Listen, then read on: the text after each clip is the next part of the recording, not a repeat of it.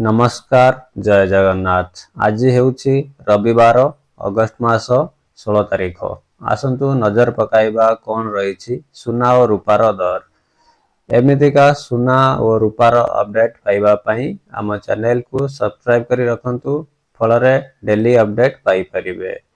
एबे आसंतु नजर पकाइबा रूपा दर उपरे। रूपा 1 ग्राम पिछा 255 टंका थिबा बेले रूपा 10 ग्राम पिछा 2550 टंका रही। सेहीपरि 100 ग्राम पिछा 25,500 टंका रही। जदि सुना दर उपरे नजर पकाइबा 24 कैरेट 1 ग्राम पिछा 15,513 टंका थिबा बेले 24 कैरेट सुना 10 ग्राम पिछा 1,55,130 टंका रही। सेहीपरि सुना दर 22 कैरेट ऊपर जदि नजर पकाइबा 22 कैरेट 1 ग्राम सुना पिछा 14,229 टंका थिबा बेले 22 कैरेट सुना 10 ग्राम पिछा 1,42,200 टंका रही।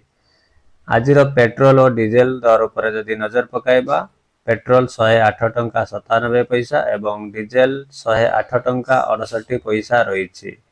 भिडियोटी को शेष पर्यंत देखि धन्यवाद।